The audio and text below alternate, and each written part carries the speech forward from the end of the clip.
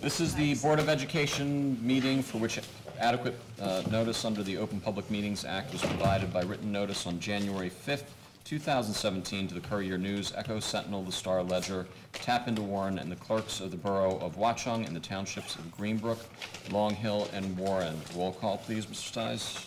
Ms. Barone? Mr. Collins? Ms. DeMizio? Here. Mr. Fahey? Here. Mrs. Fechner? Here. Mr. Hunsinger? Here. Mr. Martins? Mr. Master Batista? Here. Dr. Shabilsky and Mr. Morrison. Here. Please rise for the pledge. I pledge allegiance to the flag of the United States of America and to the republic for which it stands, one nation, under God, indivisible, with liberty and justice for all. In accordance with the provisions of the New Jersey Open Public Meetings Act, be it hereby resolved that the board move into executive session to discuss confidential personnel matters, after which action may be taken. It's expected that the matters discussed in executive session will be made public as soon as the need for confidentiality no longer exists. May I have a motion, please? So moved. Second? Great. All right, we're back into our regular meeting. Next on the agenda is board correspondence. Ms. Jewett. Do we have? Letter from the booster. Yes. Hopefully it's in there. It's not in the board. It's not in the board folders, is it? No. Sorry. I wish we'd had that in there. It's nice. It's nice to get something positive. Yeah. Sorry. Oh, it's long. We got a very nice letter, an email from the president of the Watchung Hills Softball Booster Club. They were quite happy with the, we had to replace the backstop and the fencing on the side of the varsity field. The fence, if you looked at the old, effectively the JV fence, it doesn't quite come up the way it's supposed to. So if you hit a foul ball and you're in the stands, you either have a glove or you run. So we replaced it with the really appropriate backstop that comes over like this, and the fencing on the side goes a little further up. So if you're sitting in the seats, it's a little better. But they sent a nice letter to the board and the administration thanking us for the job that we did to get it done so quickly. All right, excellent. Thank you. Yes, questions, please. We received other correspondence. We received a letter from Joelle Strona and another woman. I don't think that was board correspondence. There was an email to me. The board received an email from the two women. It was probably, it might have been after we did the agenda, but we generally don't put those things on board correspondence. Okay. What's the difference? We generally don't put emails from parents if they're about individual items that they should be discussing with administration. We don't put those generally on the board agenda for discussion until it's on. I mean, it's certainly something we're welcome to talk about. It's just generally we haven't in the past. Okay. Well, when we discuss the budget, then we'll talk about it, okay? All right. All right, moving on, we'll go into item 4, reports and presentations. Superintendent Jewett, your comments, please. Okay, I just wanted to let everyone know, we had talked about conducting a communications audit at an earlier board meeting. The communications committee had discussed that, and so we are moving forward with that. And actually tomorrow, we will be starting one of the first components of that survey, of the audit, which is a communications survey. And so we will be blasting out to all of the parents, to all of the staff members, and to the community as well. And the community link will be posted on our website for folks who aren't linked up to the different townships' emails. It will be open for about 3 weeks, and that's the first component of the audit. And then we will be also conducting focus groups in mid-April. And so the whole process should take about a month or so, about a month to 2 months before we get the final report, which will identify things we are doing well that we should keep doing and areas of improvement. So I just want to make everyone aware. And again, correspondence will be going out about that tomorrow. I will also send the board a link in a link in your Friday highlights. You'll fill out. You can indicate that you're a board member in the staff survey, so that you can answer the questions as well. And then you'll also be part of the focus groups. Okay. Thank you. I only have one item, which is as most people probably heard last week, the New Jersey State Assembly passed a joint resolution regarding the use of park as a graduation requirement. They are requesting that the Department of Education review and/or rescind that particular requirement for its failure to meet statute. For those that may not be familiar with it, the statute requires that our graduation requirement or testing for graduation must be conducted in 11th grade. And because of the way that the park is structured, many students are taking that by 10th grade, some are taking it even earlier, so there's some issue about actually whether or not the park in its current form will actually meet the legislative tests of being valid for a graduation requirement. That said, this needs to go to the state senate before any further action can be taken. We're still required to conduct park, which will be happening in the next couple weeks, but certainly this board is on record as being opposed to the park test being a sole measure for graduation requirements. So we'll certainly keep you posted as this continues to move forward, but it was an overwhelming majority of the assembly that passed this particular resolution. Now moves on to the Senate. We'll see what happens after that, but we'll certainly keep you posted.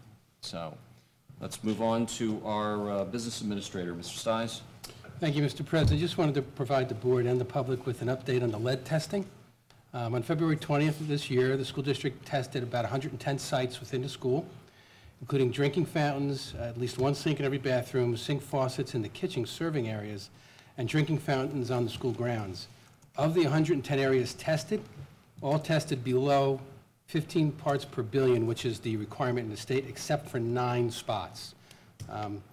We posted a report on our website, along with a letter that details the areas that tested above the 15 parts per billion, and the remedial action we're taking, and the follow-up action plans that are going to, after that. There's also information about health effects of lead in drinking water, and links to the EPA website and a national lead information phone number. Most of the items, almost all of them, were sinks.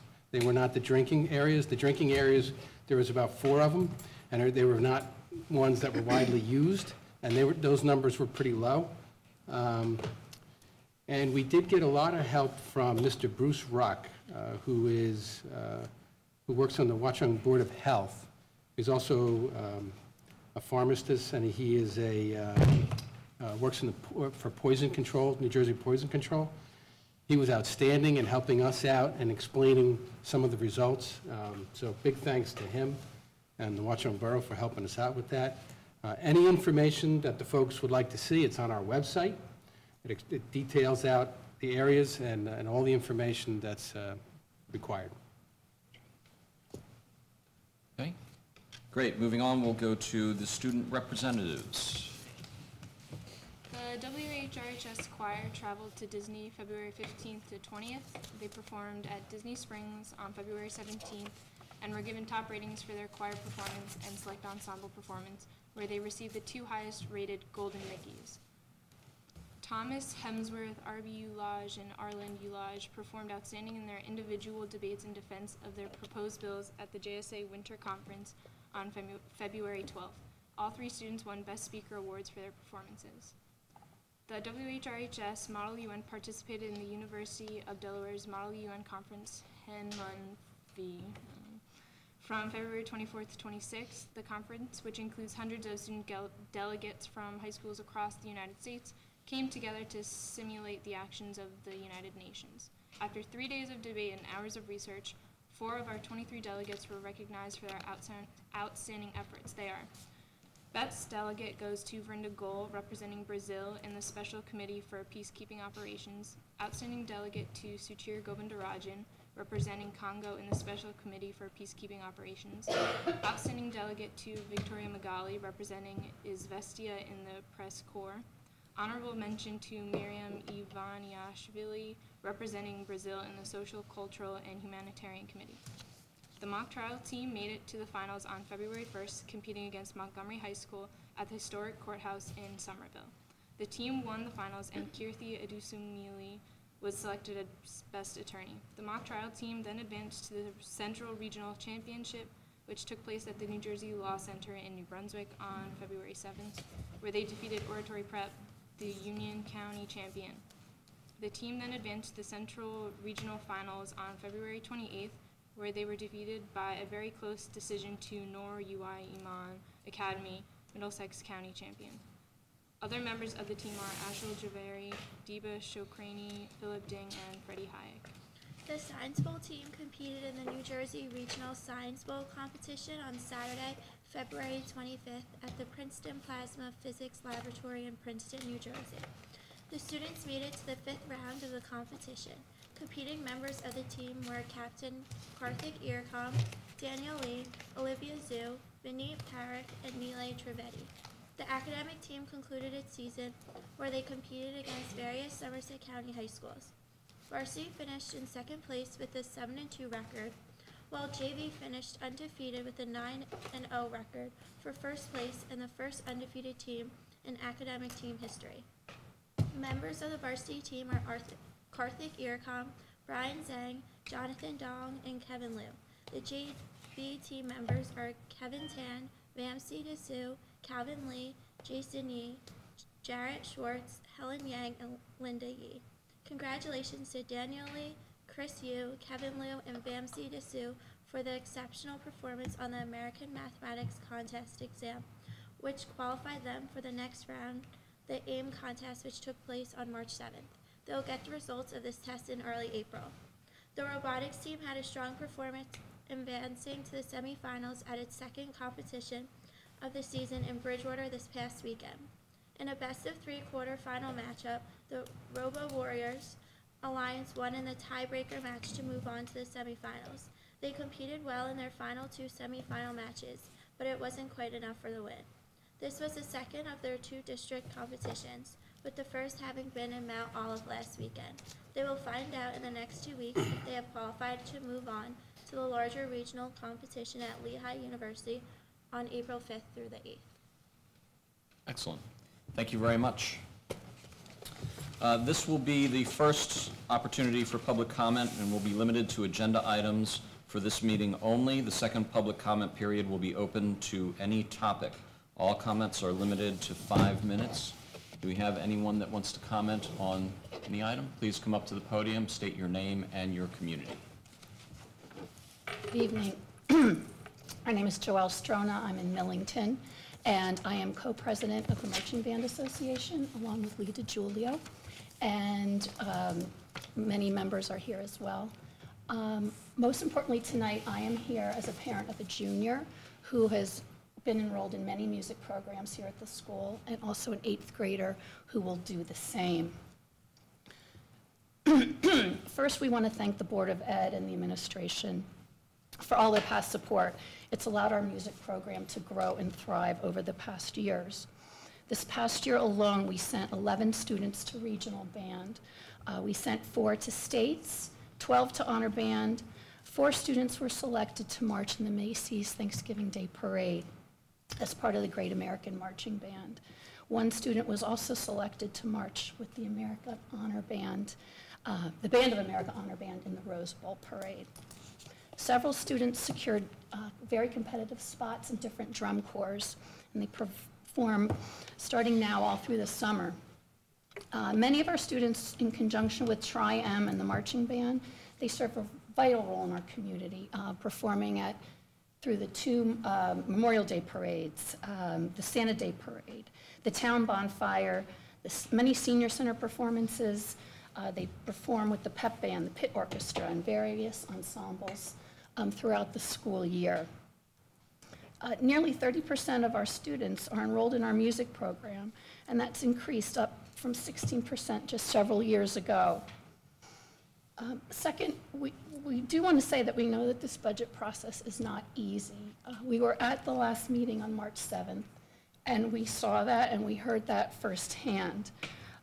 We realize there are many obstacles to balancing this budget, and it's tight. And we do believe that the music program is in need of some additional support. Our students need and deserve the same academic experience that their peers are getting in comparable schools in our county and in the state. And it's necessary to keep this momentum going. First, changing the music curriculum to offer a freshman band, a symphonic band, and a wind ensemble makes sense for several reasons. It will allow for a cohesive beginner class for the incoming less experienced students. It will basically level the playing fields when you have kids from all different schools, the different sending districts, and it'll allow them to grow into a more cohesive ensemble. Then, after that first year experience, they can then progress to symphonic band and eventually wind ensemble. It will also allow for more efficient teaching and improved academic experience. Currently, Mr. McCullen teaches the same lesson in music to 2 separate classes. It's repetitive, and then he has to bring them all together to one concert. It's very challenging to teach and execute when the 2 classes have never played together. It's important to note that most New Jersey high schools with over 1,000 students offer this 3-band curriculum. Hillsborough, Montgomery, Somerville, Ridge, and Bridgewater Raritan are just a few. We believe it's in our best interest to our students to run the same curriculum, and this can be done by changing one of the concert band classes into a freshman band class. We also feel that the program requires additional staffing to keep up with the academic needs of our students. We have 1 music teacher per 1,100 students. Similar schools in our county have 1 per 630, 1 per 576, 1 per 473, 571, and 1 per 479. Really, we need to add 2 positions to get to these comparable levels. The .6 position that was talked about has been put on hold. Another full-time position is imperative to give our students the instructional attention they need at this time. With 1 teacher wearing so many hats, there's no time for individualized instruction, attention, pull-out lessons, or or enhanced curriculum, I should say. An additional teacher will not only lighten the load of the teacher we have, but it will allow for new courses to be offered potentially. Guitar, piano lessons, music, technology, music composition, and world music are just some examples of classes that our neighboring schools are currently offering. Finally, it's important to note that while our music class enrollment has grown, the music department budget has not. In fact, our budget equates to about $12 per student spent. Other schools spend significantly more, ranging from $19 per student, $34 per student, $43 per student. We realize funds are tight. We know that. We heard that last week.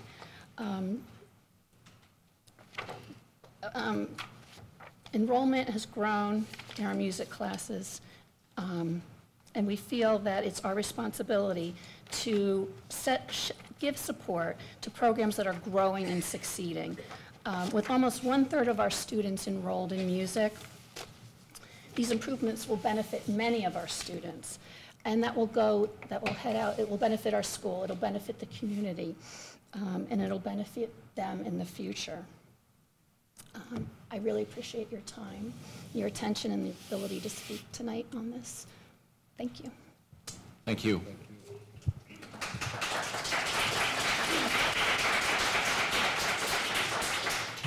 Other comments?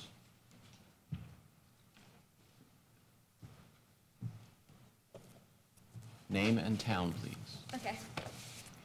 Hi, so I am Emma Marslek, and I'm from Sterling and Long Hill. I am a junior here at Watchung Hills, as well as a very active member of the music department. I am in the advanced chorus, the wind ensemble, a member of the Triumph Music Honor Society, and one of the drum majors of the marching band. And so obviously from that list you can tell that the music program has been an extremely important part, not just of my high school career, but of basically my entire life. And Mrs. Strona just went into very well all the different reasons why the music department needs a higher budget and more faculty, and so I'd just like to kind of explain why music education is so important, so like why we need to give more to the music department, because there's so many reasons, and I can't explain them all in 5 minutes. But just to begin, if you want to find me anytime during the day besides like class, which I'm always at class because I'm a good student, probably because I'm a musician, I will be in the band room. That's where I go in the morning. That's where I eat lunch. I will just go there in the afternoon just because I want to be there, because that is where I feel safe. And that is what, whether you're in the chorus or the band or the marching band or the orchestra, it becomes a really safe and loving environment. And I think part of the reason that is so is because music creates more loving and empathetic people, because the act of creating music in an ensemble, you have to really listen to people. You have to put individual effort to create something that's far bigger than yourself. You're not just doing something for yourself, you're doing something for the entire band, and you're all working together and listening to each other and connecting on a level that is beyond anything you could really accomplish in any other art form. And by doing so, you really bond with these people. I've made the most loyal and loving friends through this program that I am grateful for every single day, because I do not know where I would be without these people and without this program. And being in an environment where you have this love and acceptance and positivity not only helps you psychologically, but if you think about it, it really helps the community, because building up more good people, because when you're going to start acting like your surroundings, and when you're surrounded by a group of really good band kids, like people will say when we go places, they'll say, wow, those band kids, they're so respectful, they behave, because that is, music creates those kinds of people. And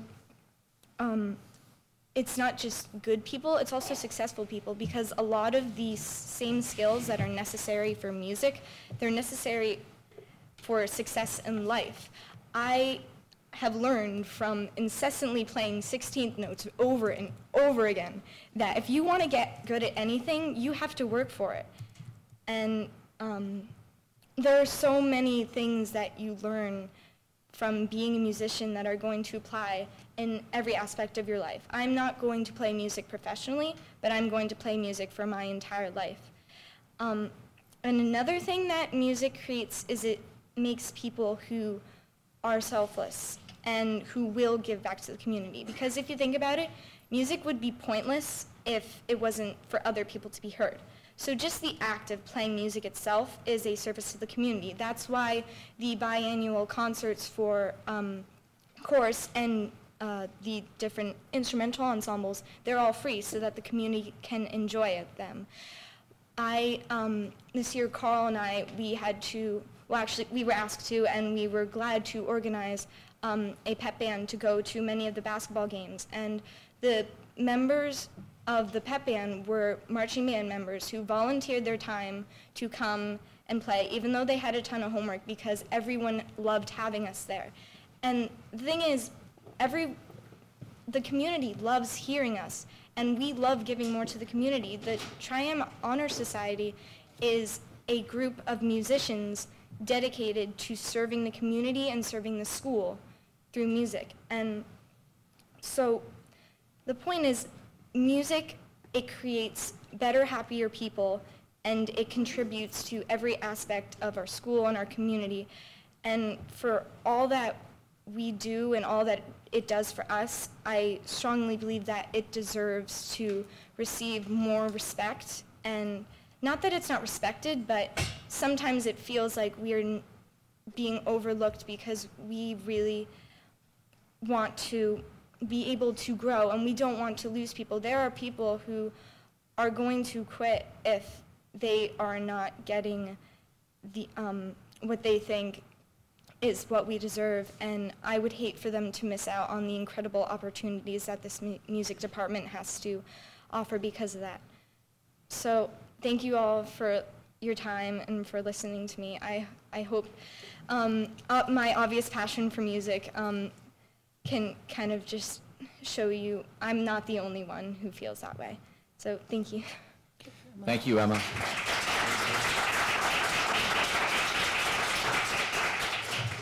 Other comments? Sure. Hi, my name is Carl Peterson. Like Emma, I'm extremely involved in the music program, and I have been for all 3 years that I've been here at the high school. I'm from Warren originally, but throughout the 3 years that I've been at the high school, I've been involved in many ensembles. Now I'm in the wind ensemble, I'm co-drum majors with Emma, and I'm in the jazz band and pit orchestra. But the music program, it provides so many opportunities for so many students, because the students who come through the music program, they learn to have this attitude towards hard work, where they don't see it as so much of an obstacle as they see it as a means to an end to achieve their goals. And this complements their academic prospects extremely well, because as they go through school, they take this attitude of hard work and apply it to their academics. And these music program students turn out to be, on average, better students than a lot of the students who haven't had these teachings through music. But the fact is that our budget hasn't grown, and you can see this directly reflected as a student in the music program. Several students who aren't quite at the level to be able to make the wind ensemble are stuck in the concert band with the kids who are just moving in. And the fact that there are so many kids at the same level, it restricts the kids who otherwise would be able to move on, and they get frustrated by this and tend to drop out quite a lot more than they normally would. By adding a symphonic band and a freshman band, it would give students an opportunity to move up to a higher level ensemble, even though they aren't able to make the wind ensemble level. And it would also be able to make the wind ensemble more exclusive, which would allow the students in the wind ensemble to grow even more.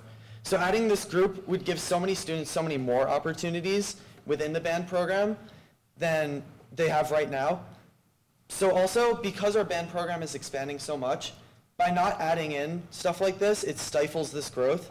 And students who otherwise would join it see how their other fellow students are frustrated by this lack of expansion and tend to not join when they rather would. So, as Emma pointed out, and Mrs. Strona, the music program is so great for so many students. It provides a great safe space, a great community for all the students to reside in. And these students, they turn out to be extremely good students and have great morals. And to be able to provide these opportunities to as many students as humanly possible would greatly benefit the school as a whole, not even just the music program. Music isn't so important to our school simply for the sake of making music. It's important because of the skills and the values that it instills in all the students who go through the program. Because the fact is, only a select few of the students who go through these programs will go on to become professional musicians. However, all of them learn to have these values of hard work, commitment, friendship, and respect that will help them so much in their future lives, and they'll carry on and become great citizens in our world. So I'd like to thank you all for listening to me today, and I hope that you consider everything that I said. Great, thank you, Carl. Other comments? Hi, I'm Joe Horan. I'm with Warren. Members of the board, Superintendent Jewett, student representatives, thank you for giving me the opportunity to speak tonight. We've heard about the accomplishments of these students, and we've heard about the development and character. I just wanted to say that being involved in music programs has a cascading positive effect on students' brain development, stress levels, productivity, self-esteem, and learning ability. Music has played an important part of every human culture, both past and present. We're all familiar with how certain pieces of music can change your mood, get you motivated, or help you concentrate. And now advances in neuroscience enable researchers to quantitatively measure how music affects the brain. Their discoveries are exciting and good news for music lovers. Music is a fantastic brain exercise that activates every known part of the brain. Music can make you smarter, happier, and more productive at all stages of life. Taking a closer look at some of the latest findings of the many ways both playing and listening to music can enhance your brain. If you want evidence of how music affects the brain, it makes sense to look at the brains of people who play a lot of music, professional musicians. Brain scans show that their brains are different from the rest of ours. Areas of the brain responsible for motor control, auditory processing and spatial coordination are larger. You also have a larger corpus callosum. This is the band of nerve fibers that enables the two hemispheres of the brain to communicate with each other. Music can improve your mood, and it boosts brain chemicals. Most of us aren't professional musicians, but playing and listening to music can still enhance your work performance. Listening and playing music reduces chronic stress by lowering the stress hormone cortisol. It can make you feel more hopeful, powerful, and in control of your life. One of the ways music enhances brain function is by stimulating the formation of certain brain chemicals. Listening to music increases the neurotransmitter dopamine. This is the brain's motivation molecule and an integral part of the pleasure-reward system. Playing music with others or enjoying live music stimulates the brain hormone oxytocin. This has been called the trust molecule and the moral molecule, since it helps us bond with others and trust others. Music helps you learn. Many schools have cut music programs or reduced their funding, and this is widely believed by parents and educators to be a big mistake. Music, whether taught in or outside of school, helps students excel in the following ways. Improved language development is a small increase in IQ, improved test scores, increased brain connectivity, and increased spatial intelligence. Perhaps counterintuitively, music can help students excel in science. That last item on the list, spatial intelligence, helps students understand how things work together. This skill is critical in careers like architecture, engineering, math, and computer science. How music affects the brain. The bottom line, there's strong evidence that playing a musical instrument can positively impact brain health and function. This brain-boosting effect is evident in all stages of life. Music can improve mood, increase intelligence, enhance learning and concentration, and ward off the effects of brain aging. No matter your age, it's never too soon or too late to fill your life with music. So I ask in closing, when you're weighing where your students, our children, tomorrow's leaders, will benefit the most from a fully developed and adequately funded high school program, we all need to look no further than our music program. Please fund this program to the appropriate level of funding and staffing befitting our type of community and the high level of student participation. It will be some of the best money spent at Watchung Hills. Thank you for your time. Thank you.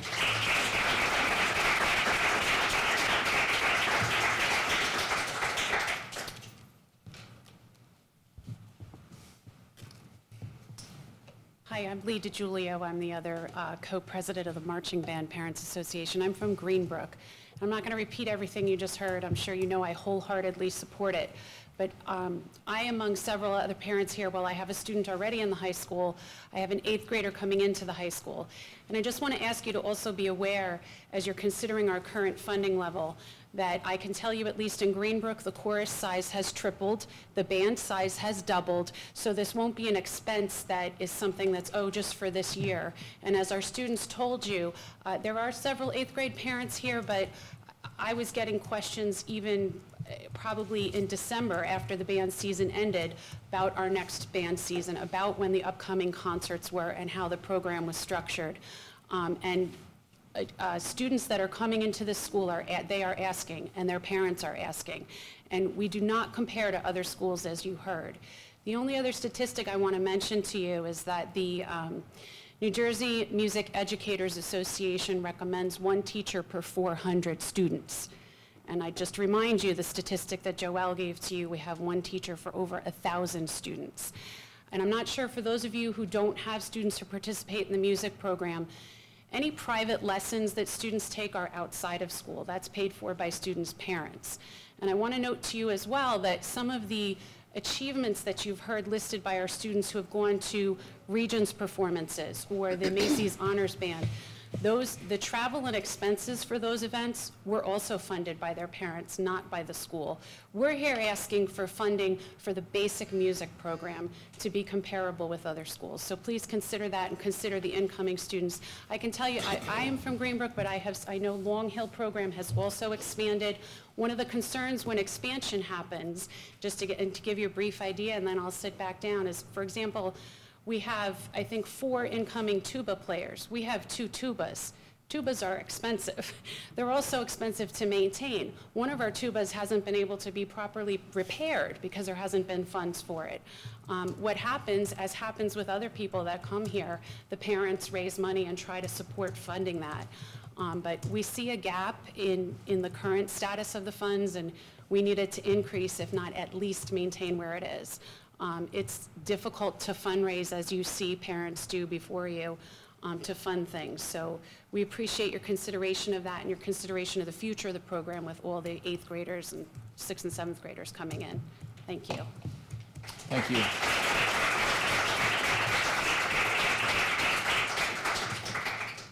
Any other comments?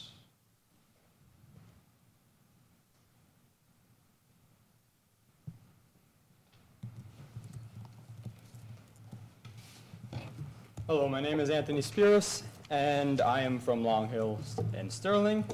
And I'm here to talk just a little bit about how music has impacted my life and a lot of my peers.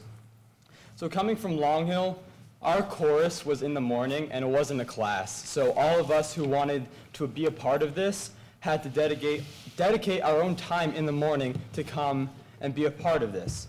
So coming into high school, a lot of classes give us stress and hard work, which is not a bad thing, of course.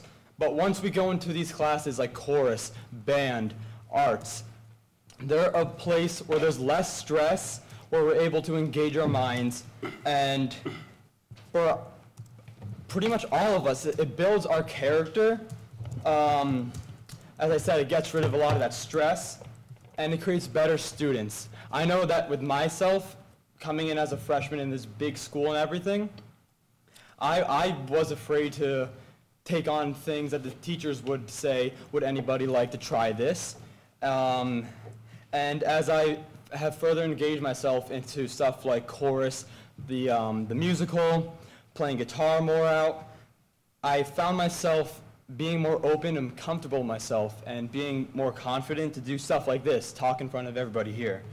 So music has definitely impacted my life.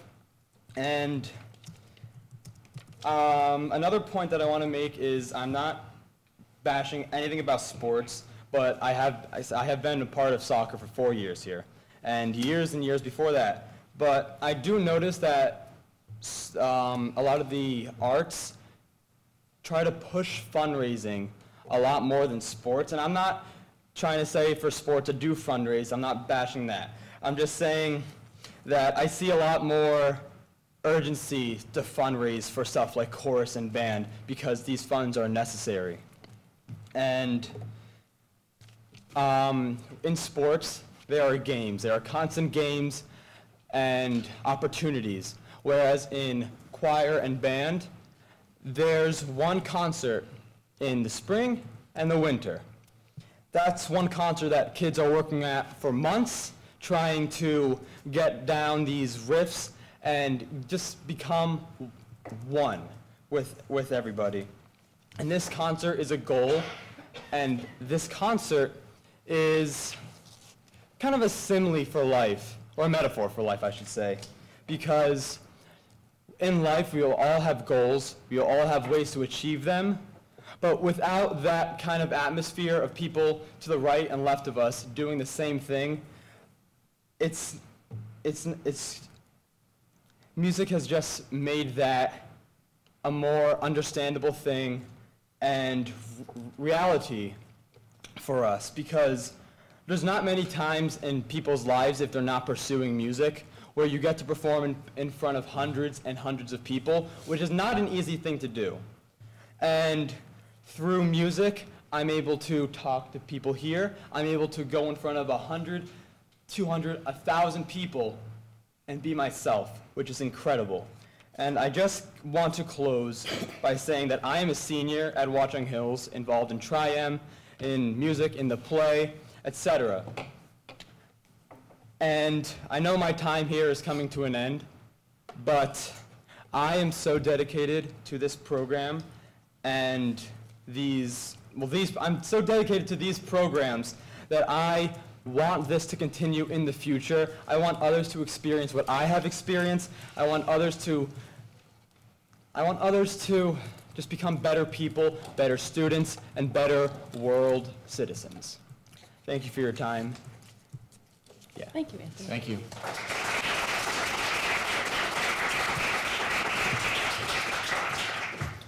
Any other comments? Okay, seeing none. So first of all, I want to thank every one of you, those of you who spoke, but those of you who took the time to come out to the meeting tonight, because I know you obviously have a lot of homework and a lot of other commitments. It's a busy time of year with the spring season starting for all sorts of things. I couldn't agree more, with what you all spoke about in terms of the value of music and arts education at Watchung Hills. It's something that I take a lot of pride in. I'm looking forward to bringing my grandmother to the school musical next weekend. People come to see our performances regardless of whether they know anyone in the performance, because that's how talented you all are. And I know you spoke as well about connections between music and some of the other subjects. As a former math student, math teacher, math major, and very involved in music throughout my high school career, I continued as a math teacher to try and see how I'm a firm believer that there is a connection between music and other academic abilities. And try to integrate that into my own classroom. So you brought up a lot of excellent points, and I don't think that I'm out of line speaking for the board, saying that the board undoubtedly supports the arts program here. And what I'll just try and do is give you a little bit of background and context and regarding the budget process and how we do look to fit in some of the added items each year despite all of the constraints that we have. We have, over the past couple of years, it has been very nice to see the enrollment in music growing. And I know, Ms. Stroner, you pointed that out, that really, since I started here 4 years ago, the enrollment has grown quite a bit. For this year, we were able to fit in an additional stipend position for the marching band. Last year, we were able to spend several, I believe it was around $30,000 on additional instruments that we know the band was in need of.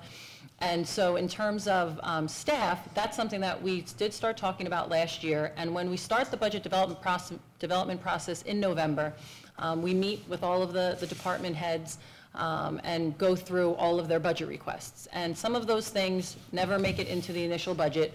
And some of those things do make it into the initial budget, with us already knowing that the likelihood that they will be able to remain in once all of the increased non-discretionary costs make their way in. And we talked about this a little bit at the last meeting, between healthcare costs that increase every year, some costs of student services that we have to provide, that we do provide every year. The cost of those increase as well, among other things. However, the reason that we do want to put those specific items in the budget initially is so that when we have to, if we ultimately end up having to take them out in the first go-around, we already have a prioritized list of items that we wanted to put in there, but we had to initially remove. Because what happens, obviously, when we start the budget process very early in the year, and even now it's still early because we haven't finished the scheduling process for next year yet. And as you're all aware, our overall enrollment has seen a declining trend over the past couple of years. And so what's happened every year when we do scheduling is we have lost about a position each year due to attrition. We've tried to do it due to attrition so that we haven't had to RIF any teachers. But when a teacher retires, we've looked at the numbers to see if we've had to replace that position. And what the other thing that happens is we end up with breakage from retirements that we find out about as the year goes on. So some funds do become available that we didn't account for when we initially developed the budget. So instead of us going back to the drawing board and saying, okay, we now have some funds, what should we do with it? We go to that list that we intentionally have of the things that we had to initially take out of the budget. And what we've been able to do in past years is utilize those for some of the things that we've had to initially remove.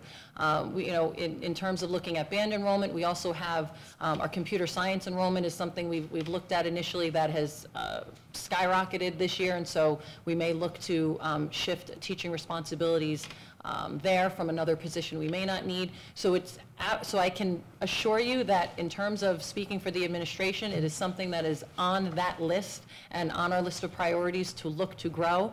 In terms of the 3 band programs, that's something that we will continue to look at. What makes that difficult to do right now is it makes it more difficult for those students to actually end up in that band section because, as you pointed out, many of our music students are some of our very high-achieving students who are also in a lot of AP courses, which are singleton courses. And what that means with scheduling is it's only offered one period of the day, one section.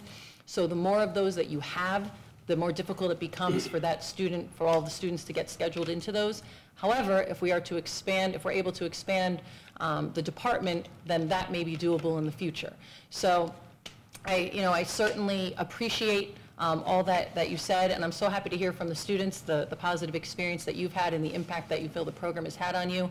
And I know it's nice also to hear from you that even though you are on your way out, you really still are invested in the program and want to see it grow in the future. So hopefully that provided a little bit of clarification and just a little bit of insight into our thinking as we move forward with the budget. Great. May I make a comment too? You may. I'll try to keep it short. Okay, I just want to say, I would largely what happened tonight was a beautiful thing. I love to see this. This is democracy in action.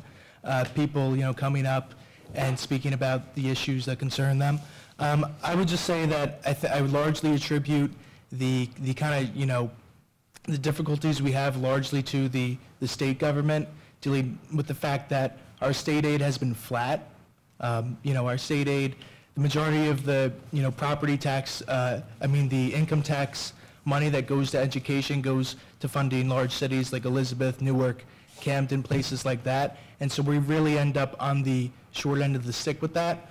We have already in this budget proposed raising property taxes by 4%. And the property tax by nature is an inherently regressive tax. It affects people with lower incomes much more severely than wealthier people with higher incomes. If you have a person, say with a house valued at the median, which is around $750,000, and then you have a person with a lower income living in the same valued house compared to a wealthier person living in the same valued house, they end up paying the same rate. And I can say, from when I've gone around town, I'm from Warren Township, and there are people in Warren Township who are struggling financially. There are people who are struggling to pay their property taxes each year. So, we always have to keep that in mind. Raising the property tax is always, you always have to, whenever the property tax is raised, especially at a rate like 4%, what we're proposing now, it's a serious thing. So, I really, appreciate what happened coming out, but that's just kind of what I wanted to say to add to the situation. Great. The only thing that I want to say at this point was to thank you all for coming out tonight and sharing with us your sentiments about the program, and I certainly concur with Ms. Jewett. It's always great when we get to hear from the students about the impact of the program on them, and certainly all of the students here today and the parents represented the program in the type of fashion and with the level of class that we've come to expect from you all. So thank you very much. I really appreciate that. Let us move on to board discussion. The first one's a very exciting topic. Beth, do you want to just explain the May board meeting dates, why we were looking to adjust? Right now, our May board meetings are May 2nd and May 16th, and we were looking to adjust those to May 9th and May 9th and May 23rd. What's happening at this point in the year is the teacher evaluations are being, the summative evaluations are being conducted, wrapping up classroom observations, and New Jersey has a requirement that teachers who are not tenured need to be notified by May 15th as to whether or not they're being renewed for the following school year. So that's the first date that we're working with, is May 15th. And we had backed into having the summative evaluations done and ready for review if there were any board members who wanted to review personnel files before taking any action, which had us at the board meeting at the end of April, which is the action meeting, and then having things available earlier than that. So we were kind of backing away from having summatives due to a point that was so early in the year that we were grappling with how productive that would be for improving instruction and certainly instruction for student growth. So the proposal, the request is to actually, if we could change the May board meetings to May 9th and May 23rd, and additionally allow the action items on May 9th for reappointment of non-tenured staff so that we can get them their notifications by May 15th. Is that what? Thank you, Yes? that was Okay. great. And it would actually still give us, because we had to move the second meeting in April due to the budget hearing window, it would give us 2 weeks from that April meeting to the first May meeting rather than 1 week, which was how it was before. Any questions or concerns about the proposed change of dates? Everyone good? Thank you. Excellent. Let's move into the next item on the board discussion is the 2017-2018 budget. Again, this is not a budget presentation, but recognizing that we do have the budget on the agenda for our first tentative approval so that it can be sent out to the county, and recognizing that the board only had, the last board meeting was the first time they had a chance to take a look at the budget. This will provide us a little bit more opportunity for discussion or to address any issues that board members may have before we continue on with this process. So with that, any questions or things that anyone wants to address, or Mr. Stiles, if you have anything as well? I have a question. Ms. Brown? It's a procedural question about being new on the board. And I understand how the administration meets and makes priority lists. I just want to understand, what is committee involvement in the budget process? Is it just through the operations committee, which I believe also would be the finance committee, I guess? Yeah, it's finance and facilities. And we turn Or it to is there operations. discussion with like the education committee, the personnel committee, and all that beginning back in November too, so that that each of those committees understand, you know, where there might be personnel issues that are coming up that may give more money, where the curriculum priorities are, whether it be the computers or the music or wherever. How does that all work? Yes? No. Yes, I mean, I would say that we try to, as best as we can, weave those items onto the committee agendas so that if we know there's something we're looking to do curricularly, for example, too, this was a little bit different because it wasn't in next year's budget, but the culinary arts lab, we talked about that a lot in education committee and in operations committee. So we do try and put those in there so that there aren't any surprises, and especially if we're looking at, you know, we're concerned about numbers in programs, we will have those discussions with the ed committee to say, okay, this is what we're thinking. How do you feel about this? How do you think the full board will feel about this? So generally, those conversations do occur through the committee meetings. And if there is something where, just my follow-up, and I'm just going to use the example because you brought up the computers and the public's talking about music. If there is an issue where we're like, okay, I have $50,000, and I can either hire a computer teacher or a music teacher, where does that get discussed? So the first thing we would do is, our practice is we come to the board with a recommendation. So the administration, rather than coming and saying, okay, you know, it's kind of like I want my administrative team to do and they come to me with something, I want them to tell me, here are all the options, but here is what we are recommending because of X, Y, and Z. So that's what our practice is for the board. And, you know, while the line items are certainly more, I guess, administrative than board, if we're looking to add a position and the board is ultimately going to end up approving the person we hire for that position, if the board's not supportive of the position, they're not, you know, then they'll all vote no when we put that person on there. So, and that's something that we have worked on the committee process, I think, pretty successfully in the past couple of years to make sure that the committees also are working less in silos, where and the committee chairs do an excellent job of reporting out at the meetings so that everyone is aware, and especially doing it at the work session before something appears on an agenda, so that the rest of the board isn't surprised when they see something on the agenda that was discussed in a committee. Okay. So I don't, you know, hopefully that helps a little bit. That helps. Tim, do you have anything to add? No, it's right on target. Not that we get, you know, boatloads of money that comes in between, but that is not the case. I wish it was. But we do have cases where, you know, maybe we estimated an 11% increase in healthcare. It comes in at 9%. I'm giving an example. I don't know that for sure. But, you know, so if you have that savings, reluctantly, I will go to the superintendent and say, hey, you know, we have some funds, and there are programs I know you were looking for. So then we administratively get together and we do talk about what we're going to present to the various committees. And then it goes to the committee level, either ed committee if it's a technology, personnel if it's a personnel item, and then it ultimately then goes down to the operations committee. I don't say down, it goes to the operations committee, you know, and then we'll come to the full board. And that's happened in the past sometimes with the extraordinary aid, when, you know. Extraordinary aid is a if there's a piece of larger that. purchase such as the smart boards or something that we want to, that we're looking to buy, we'll bring that to the board to say, Right. look, this is what we would like to utilize this money for.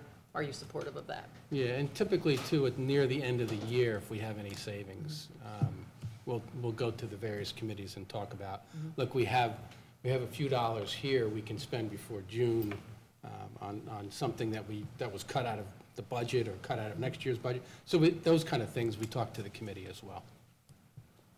And obviously that list of the things that we've pulled out, that's a page in the budget book, so Yes. it's not a secret to the board, so that the board knows the things that we'd be looking at should we get funds.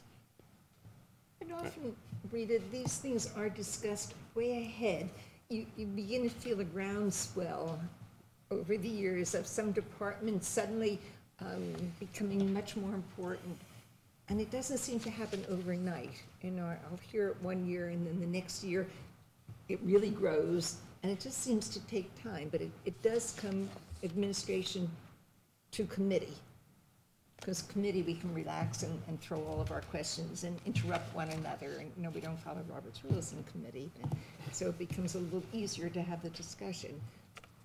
But, you know, I heard loud and clear what was happening tonight, and I think we all did. And I'm beginning to feel the ground, you know, something's going to happen, I think.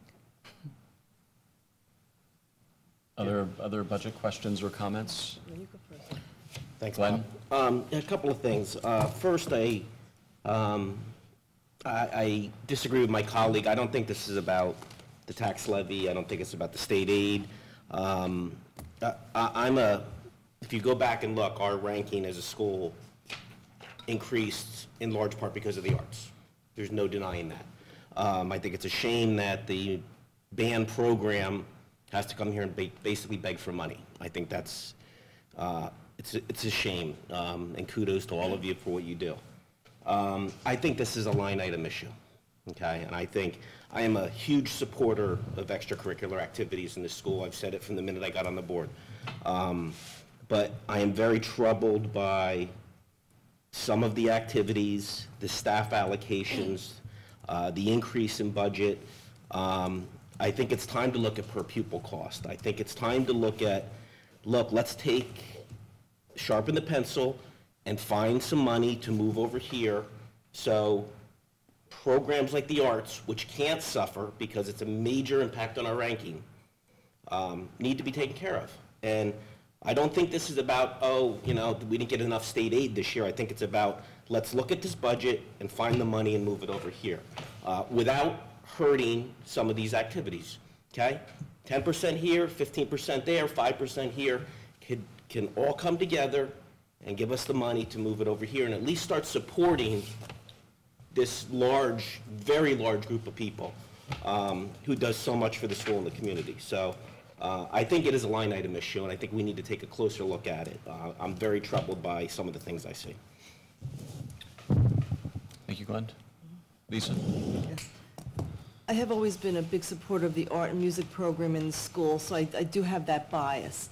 But it's only recently that I've learned of some of the statistics involving the program, such as that 30% of our students are involved in the music program, and I believe that Mrs. Bird has 400 choral students, and that's a lot. I think, as Ms. Jewett said, she believes the board it is a priority for the board to grow the music program, but I think the board has to make that clear. I don't think everyone has spoken to that.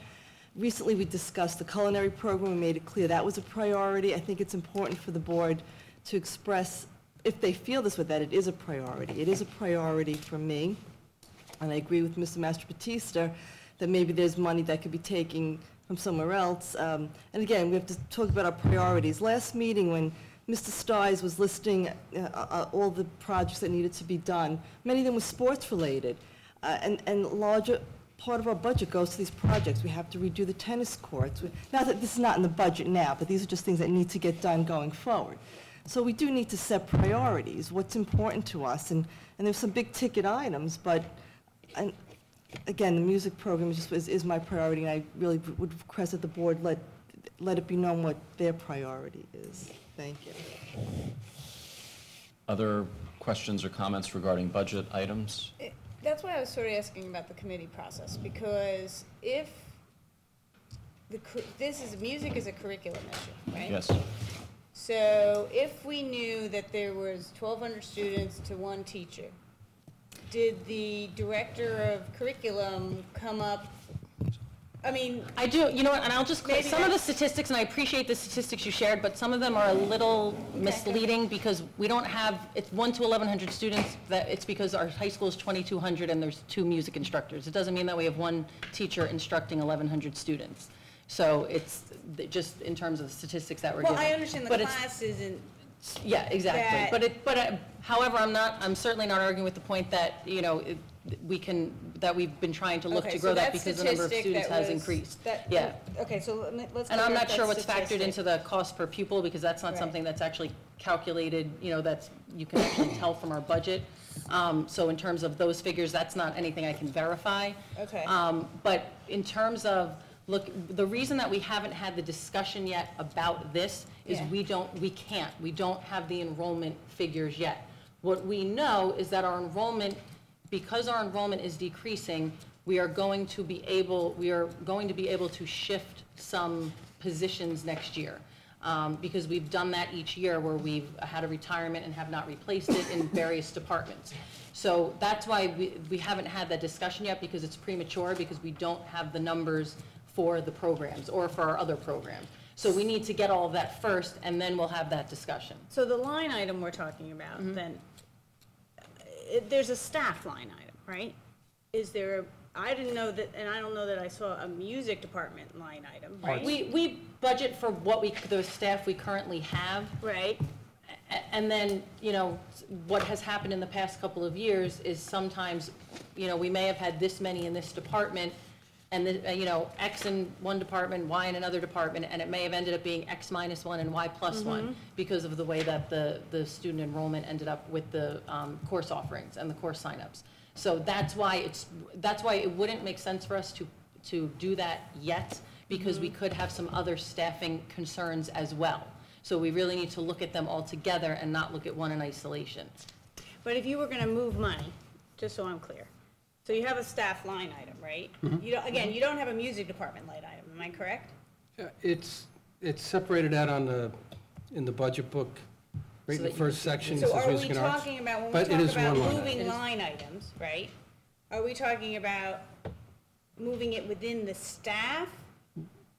Technically, it would be. In terms of the budget itself, all the staff is in one line item. Right. We break it down separately by department, but yeah, Okay. if you moved from one department to the other, on the summary level, you really wouldn't see that. It's Right. just a shift. Okay. And you're saying that that's a possibility? Is that what you're saying when you talk about that? Like when you... I'm sorry. Yes, Yes, sorry. that it's a possibility, yes, and what we do is we wait until we have the enrollment numbers, because that has changed, you know, on an annual basis. So to make any determinations now, we can make predictions, but we wait until we get that to determine all of that. And, you know, we've had, in the past years, we've had conversations with teachers, letting them know, look, the enrollment looks like it's decreasing, just so you, I mean, we've had to have some difficult conversations with teachers about their positions going to part-time, because of enrollment changes. So that's why, you know, it's a priority, but we need to wait till we get the enrollment numbers, because it's likely that it's going to impact other staff areas as well. So that's, I'm, you know, glad you pointed that out. There's a change in the way our students sign up for their choices, and particularly with the electives. And that's happened rather recently, 2-3 years ago, I guess. Correct me if I'm wrong. Now our students are given the opportunity to sign up for what they're interested in. Prior to that, it used to be you can sign up, that class is closed. That's when I went to college. Took your little piece of paper, and there were no more pieces of paper, you couldn't get into that class. But I think that our Yes. superintendent has turned that around, and if there are students who are interested, it's now student-centered. We try and base it on student requests. I mean, that's how we build the schedule. Now, obviously, in certain departments, if certain courses are very popular, for example, foods, we can only hold so many students in 8, different Yes. rotating periods of a day. But we do try and allocate the electives based on student interest. But again, if you look at our ratings have gone up for many reasons. For those of you who don't know, I started the grandparents, that's what I am now. But I started the grandparents when our school was little, and we had a small music room. When we put the addition on, and I was here, we expanded that particular area, the arts and the music, physically have room for many, many more students. And suddenly, it's kind of, you open up the doors and they all came in, whether it's the parents K through 8 are now more aware of it and encouraging their children to be more aware of opportunities that they're very attractive. So we do see that growth. And if now, as I'm understanding it, if these youngsters are coming, the provisions will be there that we don't want to close the doors. And we do understand the music and arts and civilization. We still can go and see caves with little drawings. Music and art seems to go on with civilization. An awful lot of what most of us learn in school, you lose it if you don't use it. And luckily, I can still remember 2 and 2 make 4, but I don't use a lot of my higher math anymore. Maybe you do. But this is part of our civilization. It's part of our offering for the development of our students. And it seems to me we're in agreement if we have students that are coming to our door and knock, we want to study this. And like we've done in past years, when we get the scheduling numbers and we see that we may need to shift some of our staffing needs, that it becomes an ed committee agenda. So, and again, that's why the budget timing and the timing of that, don't coincide as well as we'd like them to, but. Yes, Mr. Mizio. But part of the scheduling is also offering the course. So for example, the administration will decide maybe we want to grow our computer science course, and we want a coding course, so it's offered. Yes. Then you look at the enrollment. So the first step is really to offer the course Yes, and see yes, what correct. enrollment you get. Thank you, Lisa, for clarifying that, And then yes. make staffing decisions. Thank you. Yes, you're absolutely right. I don't have a problem with that issue. Where I have a problem is that we are staffing extracurricular activities without discussing enrollment. So we're assigning X number of people to this activity, not based on how many participants we have in that activity. So if it's going to be done that way over here, why is it not being done that way over here? And I see expenditures going out the door when that money can be moved, like I said before. That's where I have a problem. Beth, do you want to just speak to a little bit of, how we're looking at that this year? The COKE, based on the new guidelines that the board discussed last year? I think where it begins and what you're saying is that we have the collective bargaining agreement. So there's an agreement already with which positions are funded and how many positions are funded, and that impacts some of the planning with the budget. However, the board did develop the policy, and we have the procedure for becoming a paid club stipend after having been a volunteer club for so long and meeting certain criteria. So we have that in place now. So along with signing up for courses and budget planning and all of that, I did meet with the co-curricular supervisor, and we did go through and look at the enrollment in all of the different clubs, as well as whether or not they've met the criteria for being considered an active club and having done the things that are in the regulation. So I have some of that data for the Personnel Committee that we're taking a look at to see where we may want to add some stipends for paid clubs, where there are some clubs that have run their course and are not active right now.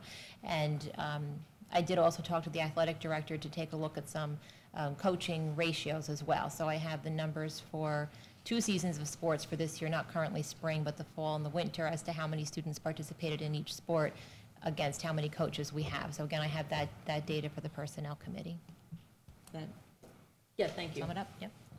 Okay, Thank you, John. Just for clarity's sake, when you talked about the fact that we needed to wait for the enrollment in the other courses, that wasn't because you needed to wait for the enrollment in the other courses to see if there was going to be demand to support the music program. You want to see what the demand is across all courses to then see what, if any, alignment needs to be made. Correct. Okay, I just wanted to make sure that that was clearly stated, because I don't think that there's any argument about the fact that the enrollment levels, or let me restate that. Interest. In my opinion, the enrollment levels in the music program, I think certainly, you know, are strong enough, particularly when we compare them to other districts, to demand additional staffing. And there is one bit of information that comes from the school performance reports that are published by the New Jersey Department of Education for all schools, that when you look at the student-teacher ratios, and particularly when you look at the number of music students in our school to music teachers,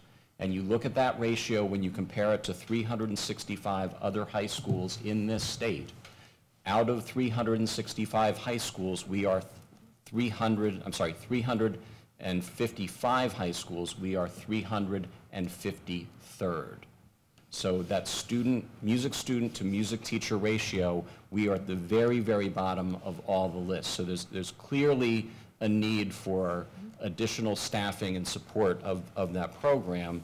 And, you know, I, for one, am certainly, personally, I see the need for us to hire more than one teacher, but certainly a full-time music teacher is justified based on the participation levels that we see, in my opinion. And of course, it will come as no surprise to anyone on this board that I fully support the music program here at this school. I didn't know that. You know, one other comment that I have, if there's not any other comments on the budget or questions as we look at this, one of the other items that was in there that we talked about briefly in operations when it first came up, I know there is this idea of moving in technology, going to one-to-one Chromebooks. And at the last board meeting, Ms. Jewett prepared kind of a summary of the rationale behind that. It really wasn't an item that had come up through any of our committees. But in looking at it, the current budget is calling for the purchasing of 500 of more iPads as part of a lease. Chromebooks, I'm sorry. It's not Los Angeles. I just, 500 Chromebooks for this year on a lease purchase plan. Correct. Is that correct, Tim? Mm-hmm. And in reading through that proposal, then, we're actually committing ourselves philosophically to buying 500 Chromebooks for every class until we fully cycle through. Correct. Is that correct? And beyond that, because they have a shelf life. So you'll have to keep going. That's technology in this world. So just for this first cycle, then, this first cycle of 4, we're looking at 2,000 Chromebooks and around $600,000 over the next 4 years, as opposed to the strategy that we had deployed before, about 300. it is lease purchase though, so it's not actually that much money over 4 years. I know it's amortized over further, but it's still a significant commitment that we're making into the one-to-one program. And I'm not saying that I object to the one-to-one program at all, but given that we're moving in this direction, I'd like to get a better understanding of why the bring-your-own-device strategy, which we had been deploying, is not optimal, because, you know, when I've looked at some other districts that have gone down this road, they say, the good news is every student has the same, you know, the same platform, and there's some educational value in it. The bad news is we've committed to a technology that we're going to keep reinvesting in year over year. And I don't pretend to be the technology person here, but I see someone who is, that maybe can enlighten me on this one. So Barry, I see you have your hand up. Bring your own device is a great concept. Unfortunately, in practice, you're dealing with too many different levels and types of devices, and you don't want a kid to be disadvantaged because mom and dad chose this device over this device. You want to be able to everybody be able to do the same thing and be equal in their capabilities. Whether they use those capabilities is completely up to them, but they also have to be able to take the PARCC test. You're not going to do that on an iPad. You're not going to do it on your phone. This is good enough for a lot of things, but it's not good enough for your classwork like a Chromebook is. And honestly, Chromebooks are gonna last more than 4 years. I mean, because they're continuously updated automatically, so there's not like you have to reload software, purchase new licenses. It's automatic. So the only time your Chromebook has to be replaced is when it physically bites the dust or gets run over. And they have insurance for that, because the parents, as I understand it, are going to be purchasing the insurance to replace a damaged Chromebook. So really, yeah, over the next 4 years, we're gonna outfit every kid with Chromebooks, but they graduate and they get turned back to the next freshman class. So you'll have some replacement during that time, but it's not a wholesale replace like you do with PCs, because they turn into garbage after a few years. So that's, you know, bring your own device, yeah, it's cool. But it's also a nightmare for the IT department to support, because what works on this device may not work the same way in that device, so they constantly have to make changes, tweak software, tweak settings, tweak logins, and it generally becomes, excuse my French, a pain in the ass. And it costs more to do it that way than if you just had everybody have the same device. Sorry. That is noted in the Well, minutes. and for those that are watching at home, if you know me, you expect that. All right, since we have one thing I would try to like to gauge with that going one-to-one is the support among the teachers. I would just like to kind of gauge is do they think this is really going to be really help them be more effective with teaching and really help out the students. That's what I would like to gauge. Because from my experience, when I was a high school teacher, I taught at a school that was one-to-one, and I'm not exactly sure, if, you know, from what I saw, that it really adds that great of a benefit, you know, depending on the cost that it incurs. Again, I was in Elizabeth, so it was all funded by the state income tax. You know, it was an issue with them, you know, having to raise property taxes, you know, year after year to fund that. But you know, from my experience, you know, I would just kind of like to gauge how the teachers feel about this, and if they think it would be, you know.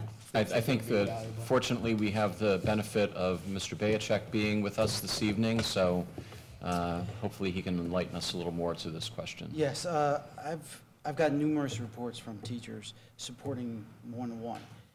I always hear complaints, where's the cart disappeared, the cart's missing, some of the laptops are in repair, and my guys do a great job of it. But there's always somewhere where teachers need these carts, they need these devices, and they're not available. One example is Park coming up. I had to send out an email today, which they were informed a couple months ago, but I have to take all these Chromebook carts and set them up starting tomorrow afternoon and set them up for Park. Now, those Chromebooks cannot be used during classroom time. And when Park's over, I need another day or two to get those Chromebooks carts back out. So there's a lot of, if we went to a one-to-one initiative, students will have their own Chromebooks to be able to take the Park test, and the students that are not currently taking the Park test, they have them during class time.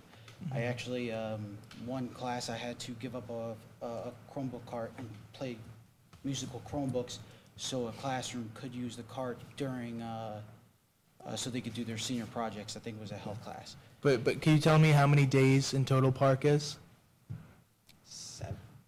It's okay, Brian, you don't have to answer that on the spot. It's changed every year the past couple of Okay. years, but yeah, we But have it for a couple of days now and then. I want to say 7. Before, Brian, do you want to just finish before, speaking about some of the other things? Yeah. Because that might answer some of the So- questions you have, Okay. John, and then you can follow up. So also, like Barry said, being on one platform, the teachers know what platform all our students are now on, so they can push out these Chromebook apps. Me, as a technology department, I can control these devices. It makes our network also more secure. So now I don't have to worry about anybody bringing a device with any type of viruses or any type of programs that they're running to try to run any hacking programs or anything along those lines. So we will control those Chromebooks and able to control any type of security or any type of apps. Also, I've noticed that I've heard that some students don't bring in their laptops because they're so expensive, and they're scared to have them in the school and have have a risk of it being stolen, broken, dropped. Like Barry said, there could be insurance on the laptop that either, we could talk about at a later time whatever option we decide, but we could repair the laptops ourselves, we could send them out. There's many options that we can do. Brian, can you, one of the things we spoke to with the insurance, that because technology keeps expanding and our use of technology keeps expanding, but our technology department does not. Yes. So one of the benefits of doing the one-to-one with the insurance is that we actually would just send them out when something is wrong with them, correct? So Yes, you would we not will be send them out. Right now, responsible for the my hardware. crew, they're doing about 600 Chromebooks right now in different carts. So now this will also eliminate carts where we wouldn't have to worry about putting printers on carts and worry about repairing carts. Now we can concentrate more on the students, and the students can access their files at any time through Google, the Google browser, even through a virtual desktop through the Chromebook. They can also access a Windows desktop if they needed to. So going to a one-to-one would definitely benefit classrooms. I've also talked to other districts that went to one-to-one, and they absolutely love it. Their teachers love it. But you are right, some districts, if you don't utilize it the right way, and teachers and everybody's, if they're not trained the right way, then it's useless. But that's what we have to concentrate on, is getting the Chromebooks, making sure we have the network infrastructure, which we do, and moving forward with training. And so next year, we are proposing a one-to-one initiative to the incoming freshmen, and then every year, the incoming freshmen will get laptops. And then it would be a yearly cycle of incoming freshmen getting new Chromebooks. So Brian, based on the research you've done and your experience, what is the life expectancy of a Chromebook? I mean, are we on this 500 Chromebooks a year pony forever, or is there just a percentage that have to be reconditioned or kind of retired? Chromebooks could last, I would say, 5 years. I would definitely recommend going through 4 years and every freshman basically getting new laptops. We could try to recycle them. Also in the third year, I really want to get everybody one-to-one in 3 years, because we may have enough Chromebook carts to give that current senior class. So that's what I kind of wanted to do, is give those seniors those Chromebooks that are currently in their Chromebook class now, so we can actually do this in 3 years. But every year after that, I would say we would probably have to purchase new Chromebooks for every freshman class. What about articulation? I mean, I know Long Hill is doing Chromebook. What All about 4 our- districts are. So all the kids are That's- gonna come in using a Chromebook platform, Yes. being used to a Chromebook platform, Yes. learning in that way. That was Okay. what, pushed us a little bit towards that as well, is that, exactly, they're accustomed to We that. are a Google district, so we do use Gmail, we do use Google Classroom, we do use Google Drive. So we moved to that probably about 2-3 years ago, and it's been great ever since. So the teachers are already trained in Google, they already have it. And we have enough, the funding is in the PD. I mean, you have enough PD funding. I mean, that's the issue I remember when we went through at Long Hill. It was like, if you're gonna do this, you better have the PD for the teachers, That as Mr. Fahey was saying. Otherwise, it's a paperweight, Well, right? that's what's nice about this, and that's why Lisa and I both jumped on poor Mr. Morrison when he said iPads, because years before my time here, there was an iPad issue where we initiative. where we bought a bunch of iPads, but we didn't follow through with the training Right. necessarily that was required, and through no fault of anyone's, it's, when you're trying to get used to new technology, you're learning, and so from that, we learned what we needed to do, with the smart boards and the Chromebooks. And so, I really credit Mr. Bayachek and Mr. DeLessio and Ms. Scheiderman and Ms. Phelan for really making sure they coordinate that. And, so now with the Chromebooks, because number one, the students have been using them because we Right. have the Chromebook carts, the teachers have been using them. So while we would be going one-to-one, it would be a new deployment of the devices, but it's not a new device or a new platform. So we've already handled that hurdle. So that's a great point. Yeah. Thank you, Brian. Okay, thank you. Thank you so much, Russ. No, I think I'm. Any other questions or comments or discussion related to the board budget? Can I give the board if there's no question, can I give them a procedural? Just tell them Yes. which, yeah, okay. And then I have a comment. Okay, so just on a procedural level, so what we're doing tonight is the board is approving a tentative budget to provide that to the county superintendent. The county superintendent reviews it and comes back with comments. So they can make changes. They may suggest changes. They may recommend changes. It's not the same as it used to be 5 or 10 years ago, where they didn't, as long as you passed all your edit checks on the budget software, they're much more aggressive. So they tend to ask a number of questions. So they may recommend changes at this level. But the board also, from here to the April 25th budget hearing, can make changes, just so you know. So this isn't the final budget, and it doesn't, it can change from here till April 25th, procedurally. There are, let's see, I think there's 4, but I'll tell you which ones. D1 is the adoption of the tentative budget. So that's the overall budget as it stands right now. Oh, we got to move. Yeah. Let's see,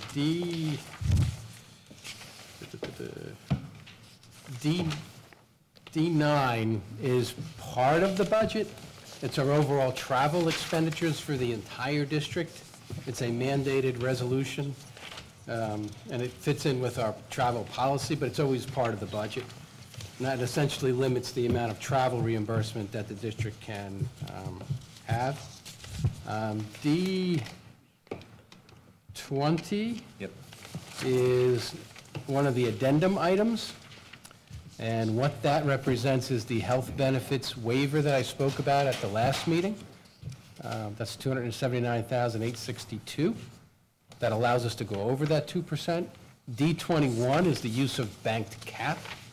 That's at $306,805. Again, allows us to go beyond the 2% tax levy cap. Those are the budget items. And anything more, we would have to go out to a vote, right? Yeah, if we Basically where went we are now. beyond what we're allowed, we'd have to go to a separate proposal, yes. We don't want to do that. We've done that. All right, so. I ask a lot of clarifying questions. You're a lawyer. Just a couple items then, still related to this. I just want to be sure that, is it the sense of this board that we do want to put a priority on putting in that music program if they have the opportunity through the remainder of this process? I think that there's some question about wanting to provide clarity to the administration, so if that is the sense, then... Sounds good to me. Yes. Okay, great. Second thing is, Mr. Stiles, we use the leasing program, obviously, in order to, get in equipment, but also be able to pay out against those equipment leases over time. Is there any reason why that type of strategy couldn't be used for some of the bigger ticket items that might be required for the instrumental music program? When she starts talking about, 3 and 4 tubas, No, we've actually done that before. Okay. We've actually purchased, through lease purchase, some of the equipment, some of the instruments, some of the, I'm going back, but even the last time we did uniforms, we may have done it that way. I think we did. Okay. So that as part of whatever review that would happen, within the department and with any changes that would happen, I'm not saying for this year, but in the future, given the fact that we are dealing with some of the budget challenges that we have, we may need to use some creative strategies like that in order to support the program, as opposed to, just single line items in a particular year. Yeah, sure. And then for the rest of the board, we've been having some conversations about the fact that this particular, as uncomfortable as this particular budget process has been, we have another budget process that we're going to have to go through next year. And I think that what we're learning this year as it relates to healthcare costs and some of the things related to special services, and I've certainly spoken to Ms. Jewett about again, my personal interest in trying to find ways that we can invest in things now that will help support our management of the special services costs. I think that we're going to need to pull together a special committee on long-range planning to, between now and our board retreat in July, meet with the express purpose of working with the administration to begin looking at where are we going to make adjustments as we prepare for the next budget moving forward. Obviously, this is a very complicated issue.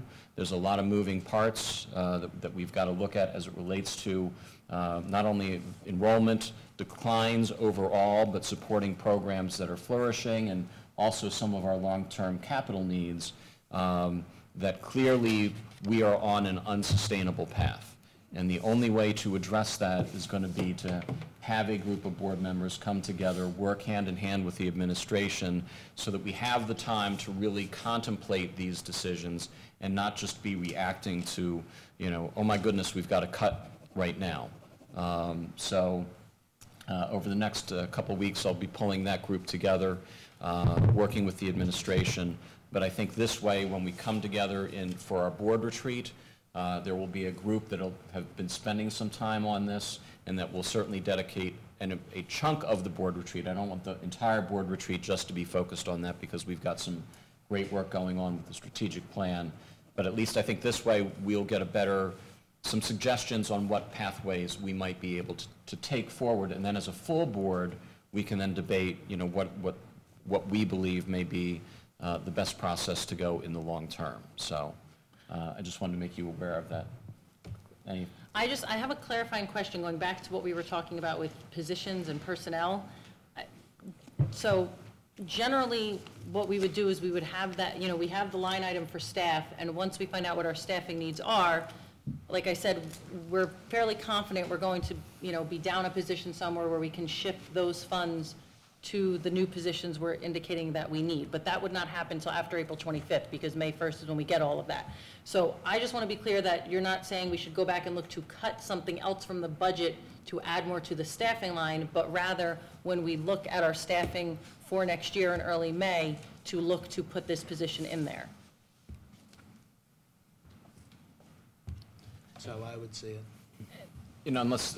It just may, because the other piece is, especially when we communicate to staff, if we're adding something, if we're taking away something, we try and do that all timed together, not piecemeal, because that causes communication issues. Sorry for lack of a better term. I don't know that it sounds simplistic. I think there may be more involved there, because you may find you need a science teacher. It is a priority. But then I think you have to look at everything as a whole once you do. Exactly. And so I am it's not fully a aware simple that answer right now. No, but that's why I wanted to. I just wanted to make sure that the board's direction wasn't that before April 25th to take something out of the budget to put this in, but that we're going to look at staff holistically in terms of all of our needs and work to fit this in there. That's what I understood. Yeah. That's why I just want to make sure that we're not, you're not expecting us to change a line item. That's why I asked the question the way I asked it. No, Are we moving money to staff, or are we talking about moving around staff? Yeah, and and what we're saying is, if I were saying to you, our enrollment's increasing, there's no way we're going to have that opportunity, but we are fairly confident we're going to have that opportunity. So that's why I think that would make the most sense, so that we can also lay that all out together. How realistic is moving around money? I'm not the budget, I don't know, what is it to fund a position? I don't know. Well, but here's the thing, it's not like, here's the difference too with funding, and you can probably, go into a little more detail, correct me if I'm wrong, but we're not just funding, it's not like we're buying a piece of equipment that's a one-year purchase. This is something that needs to be sustainable in the budget, so that's why it's not like we can just take a one-time thing out of the budget and make it, the staffing position. We want to make sure that it's recurring in the budget, sustainable, so that's... But I believe there are line items that are year-over-year line items that can be streamlined to fund this. I don't think it should be this, we're not hiring this person, so we're going to move that money. I think there is lot of streamlining in here that can be done to move some of that money. Just my Sounds like a personal- committee. to I me. would, I would, Glenn, in terms of what you were saying, of what we're looking at with the activities, I would agree with that. I would disagree that there's a lot of fluff in the budget, because we do spend a lot of time from November till now, making sure that there's not just placeholders in there. You know, it really is relatively lean in terms of what we end up putting in there. So I don't think it's, you know, we've already done the process. It's not just that Tim collects everything from everyone, throws it in there, and then we try and get it down to the level that we need it to be at.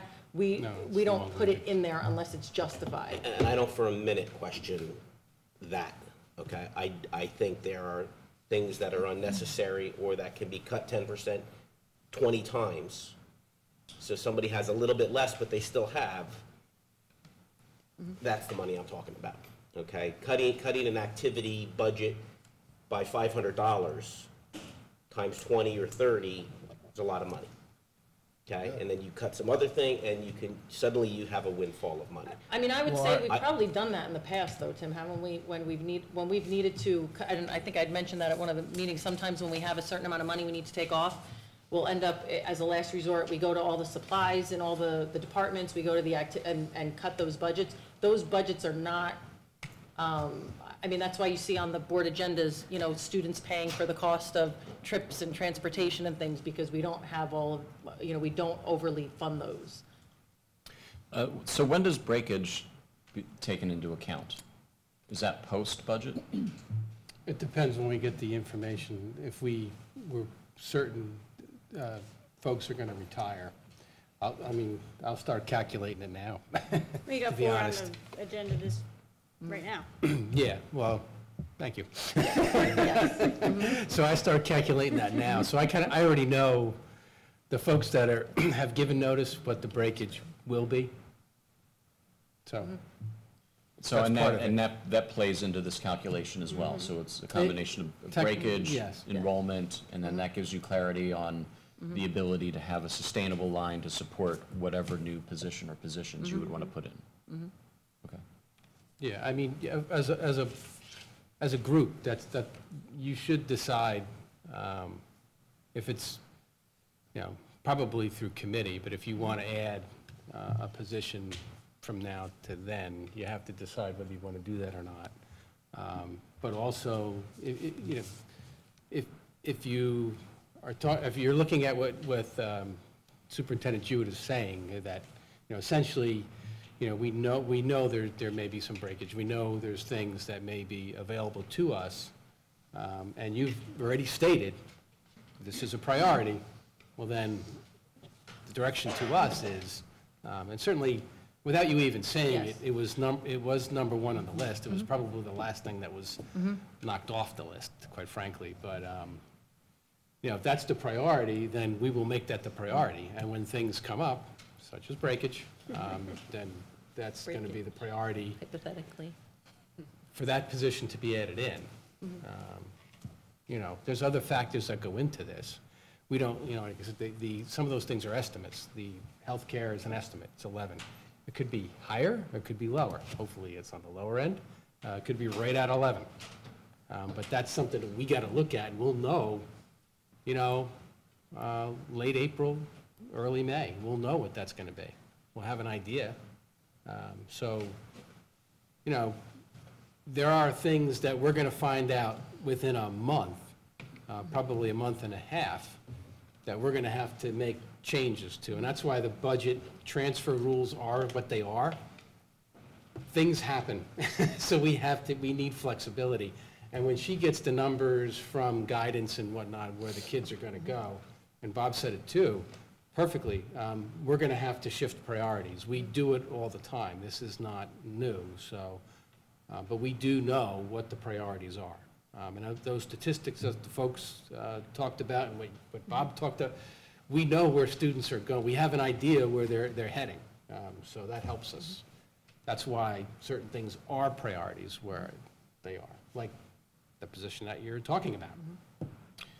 And then regarding the particular position that was in the budget was actually a .6 position. Correct. And, you know, again, my personal feeling on that is, given this particular budget environment and what we might be looking at next year in order to be able to support, sustain the program, recognizing that we're not going to be able to add lots and lots of people in the coming years. If we're going to add a position, my personal opinion is we should make the move for it to be a full-time position now, because I don't think that we're going to have the same pool of candidates if we go to the market with just a .6 position. And given the budget situation, I think that if we make the commitment now, then that can help us to plan and grow the program moving forward. So, you know, I would encourage the administration, if at all possible in this process, to really find a way to make that a whole position, if at all possible. And we will, this will be a committee discussion as we, once we get the scheduling numbers and have the recommendations, we'll go, it'll probably be an education then personnel committee discussion. Okay, great. Any further discussion on budget? Seeing none, let's move into action items.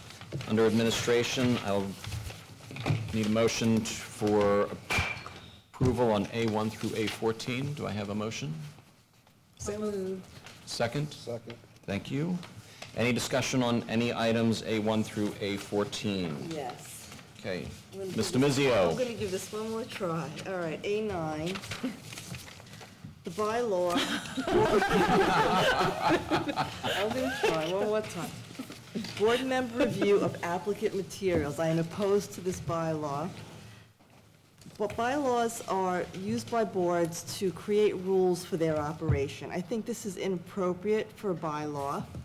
I think the board is sacrificing some of its autonomy. It's too specific. I think this is the type of thing that each board should create with their superintendent. It's over-regulating this process, so I'm opposed to it. You're referring to the policy, right? I'm opposed to this bylaw.